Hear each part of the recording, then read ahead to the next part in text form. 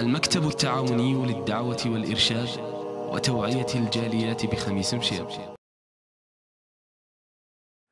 بسم الله الرحمن الرحيم. الحمد لله رب العالمين، وصلى الله وسلم على سيدنا محمد وعلى آله وصحبه أجمعين. أما بعد. السلام عليكم warahmatullahi wabarakatuh.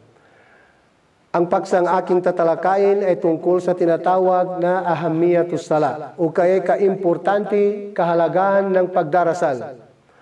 Ang una, bakit tayo nagdarasal? Tayo ay nagdarasal bilang pasasalamat sa Allah subhanahu wa ta'ala sa mga biyaya na kanyang binigay sa atin. Ang pinakamalaking biyaya na ibinigay ng Allah subhanahu wa ta'ala sa atin ay itong Islam. Sapagkat ang Islam na ito ay reliyon na ibinigay ng Allah subhanahu wa ta'ala mula pa sa mga naunang propita hanggang sa pinakahuling propita na si Muhammad sallallahu alaihi wasallam. So ano ang kahulugan ng pagdarasal?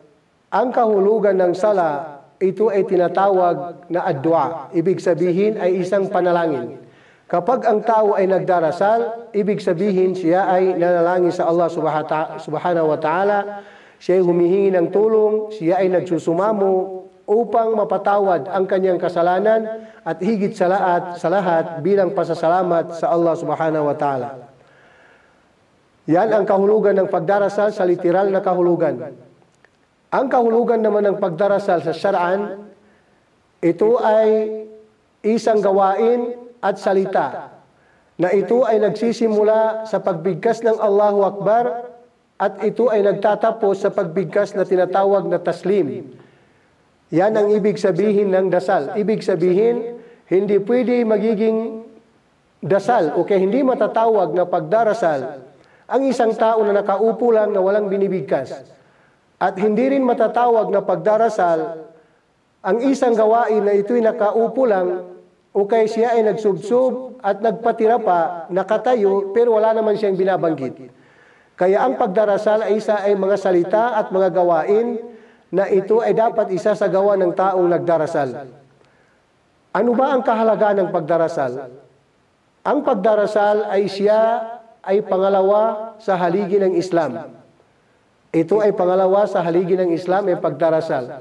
Pagkatapos mo tanggapin ang kaisahan ng Allah na bukal sa iyong kalooban, napaka-importante o kaya napakahalaga na ibigay mo ang katungkulan mo para sa Allah subhanahu wa ta'ala. Tungkulin mo sambahin ng Allah subhanahu wa ta'ala na ang pinakadakilang pagsamba sa Allah subhanahu wa ta'ala ay itong pagdarasal. Alam natin mga kapatid na ang pagdarasal o kaya ang pagsamba ay hindi lang natatangi sa tinatawag na pagdarasal. Ang pagsamba sa Allah subhanahu wa ta'ala ay ito ay nasasaklawan niya ang lahat ng bagay, lahat ng gawain at salita na ito ay tumutugma sa kautusan ng Allah subhanahu wa ta'ala. Yan ang tinatawag na pagsamba.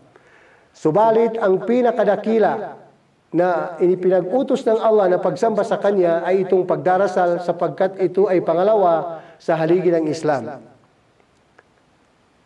Ang pagdarasal ay siya ay koneksyon o kaya tinatawag sa Arabic na silatun bainal abdi war Rabb. Ito ang koneksyon ng tao at ang kanyang Panginoon Diyos.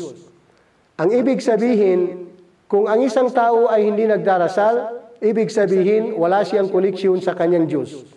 Kapag ang tao ay wala siyang koneksyon sa kanyang Diyos, ibig sabihin hindi niya tinatanggap ang kanyang Panginoon Diyos. Hindi niya tinatanggap na siya lamang ang dapat sambahin.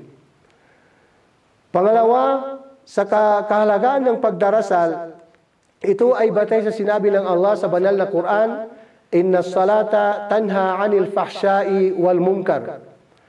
Ang pagdarasal ay siya ay nakapipigil sa mga masasamang gawain o kay mga malalaswa na gawain. Kapag ang pagdarasal ay ito ay tumalab, ang ka-ikhlas o ibig sabihin kasinsir ng tao sa ang kanyang ginagawang pagdarasal ay para talaga sa Diyos, na wala doon ang pakitang tao o kay pagkukunwari, ibig sabihin ang dasal na ito ay makapipigil sa kanya sa anumang masamang gawain.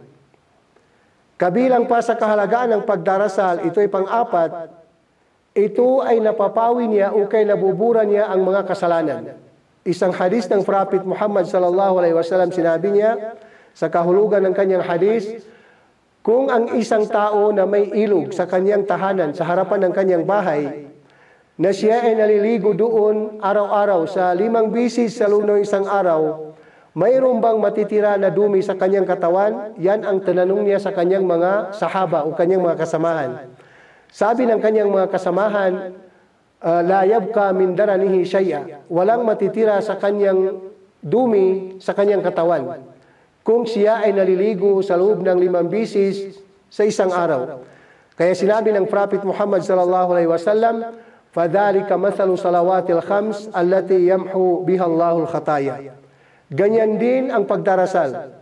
Sa loob na 5 araw na ang tao ay nagdarasal, walang matitirang dumi o kay walang matitirang kasalanan sa kanya, sapagkat lahat na ito ay patatawarin ng Allah o kay buburahin ng Allah ang record nito dahil sa kanyang pagdarasal na bukal sa kanyang kalooban.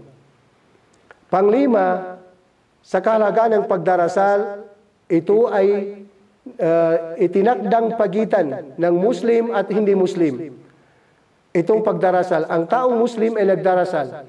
Ang taong hindi Muslim ay hindi siya nagdarasal. Yan ang pagitan ng Muslim at saka hindi Muslim ay tungkol sa pagdarasal. Tungkol sa mga hindi mga Muslim, sila ay tinatanggap nila ang kaisahan ng Allah subhanahu wa ta'ala. Sinasamba nila ang Allah pero mayroon tagapamagitan. Katulad ng mga sinasabi ng mga tao sa Makkah noon, na katulad ng binanggit ng Allah sa banal na Quran, ma na'buduhum illa liyuqarribuna ila Allahi zulfa. Ibig sabihin, itong sinasamba namin, sabi nila ng mga Diyos-Diyusan, ay hindi namin sinasamba, pero ito ay sinasamba namin upang mailapit nila ang aming hangarin o kay mga aming hinihiling doon sa Allah subhanahu wa ta'ala. So iyan ang pinagkaiba ng Muslim at saka hindi Muslim tungkol sa pagdarasal. Pang-anim, sa kahalagaan ng pagdarasal, ito ay katulad ng sinabi ng Allah sa banal na Quran o sinabi ng Prophet Muhammad sallallahu alaihi wasallam na awwalu ma yuhasabu bihi al-'abdu yawm al-qiyamati as-salah. Ang kauna-unahang sisiyasatin o kaya bibigyan ng pagtutuon doon sa Allah subhanahu wa ta'ala itong pagdarasal.